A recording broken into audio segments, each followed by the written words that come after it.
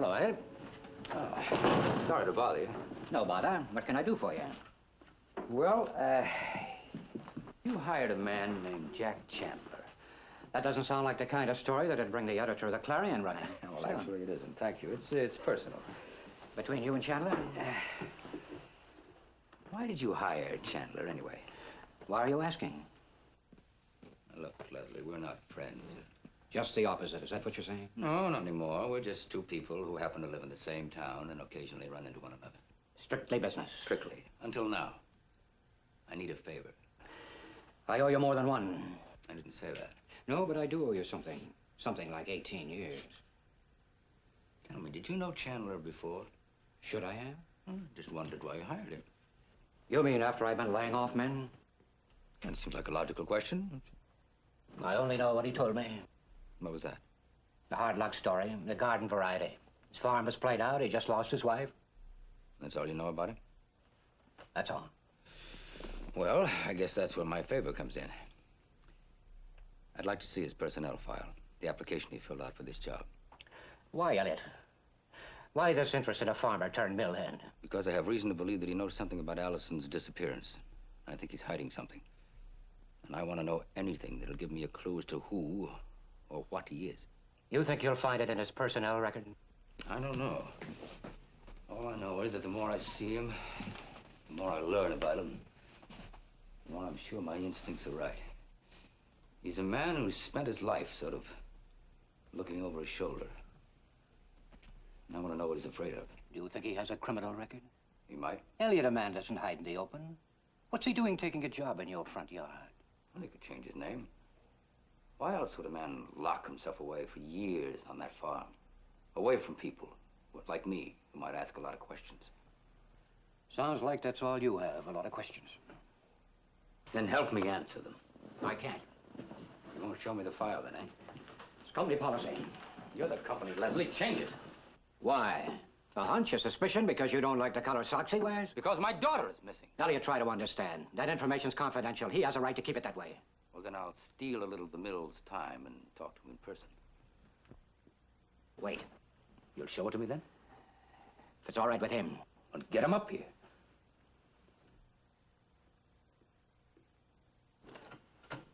Yes, sir? Call the loading dock. Have Jack Chandler sent up to my office. Yes, sir. Will you tell him why you want to see his file? All right, if I have to. And if you don't, I will.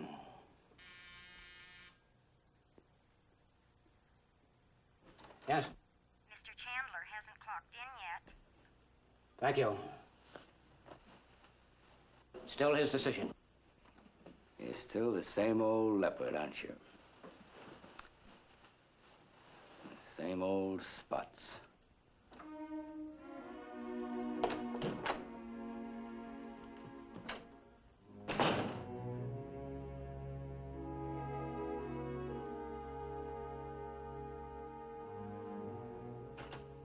Yes, Mr. Harrington. Has Mr. Carson gone yet? He just went out the door. Shall I get him? No. Find Jack Chandler. Cotter's boarding house, the local bars, any place you can think of, but get him up here. Yes, sir.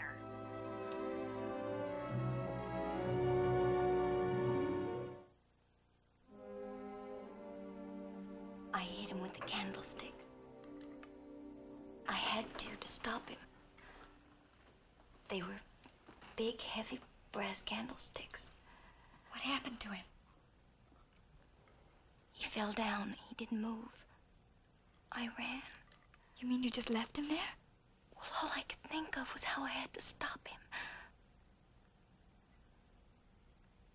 I called the mill today. He didn't go to work. Maybe I killed him. Maybe he's dead. Coming. Look, you have to tell somebody. I just told you. Not this time, Rachel.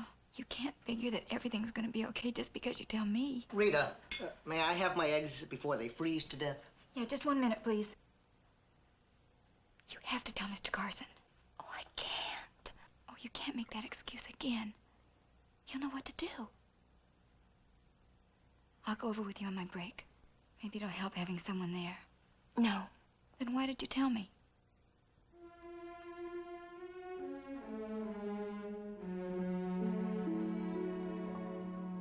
Rita. Rita, my eggs, please. Rita's gonna be all right.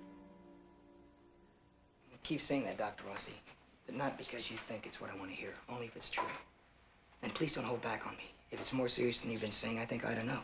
No, and I'm not lying again. Just not lying in so many words. Norman, listen, these things are difficult to predict accurately. Now, Rita's condition could get worse, but, well, it doesn't have to. So we just cross our fingers and hope, huh? Well, I'm not going to trust it to luck. I'm going to keep on checking her as carefully as I have. And if you'll do your part by seeing to it she remains as free as possible from mental or physical strain, it'll help. She's a pretty hard person to keep in a pumpkin shop. I know, but it's important. Okay. Do you know if anything ever happened to her? I mean, you take Rita out of my life and you'd be left? Nothing. We're not going to let anything happen to Rita, boy. Thanks, Doctor.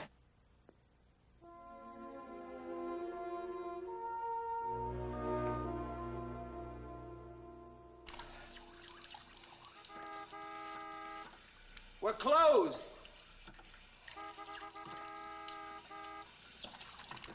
Can't you hear?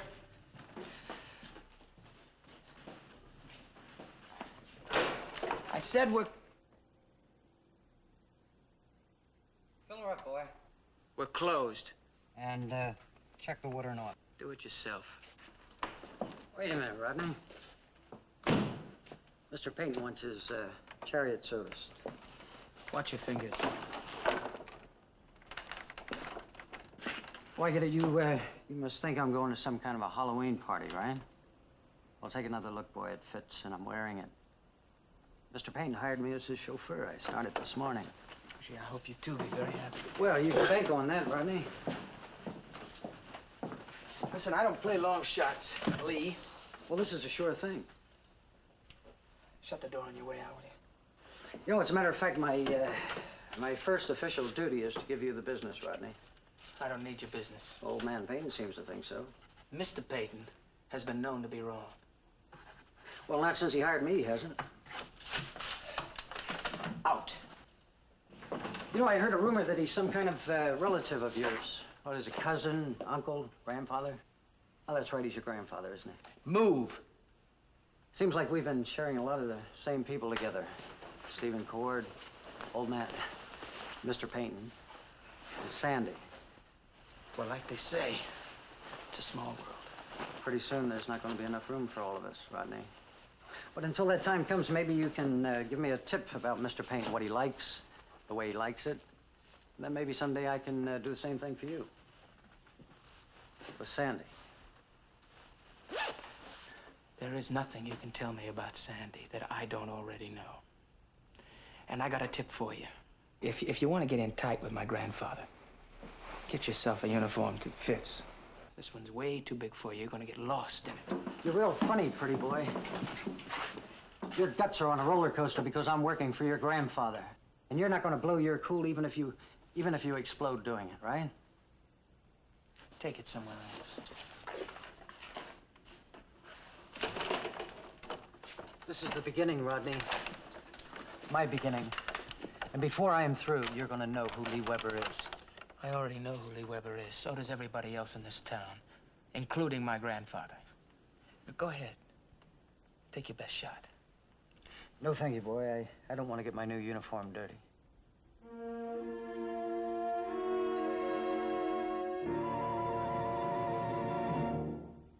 Preview from the continuing story of Peyton Place. Well, you're here, and that won't be for long. Stay out of my way, and out of my wife's way. Do you think I'm afraid of you? Here. Call the police. Go ahead, call 'em. They'll love you, make you need them, and make you want them around all the time. It's beautiful, except times like this.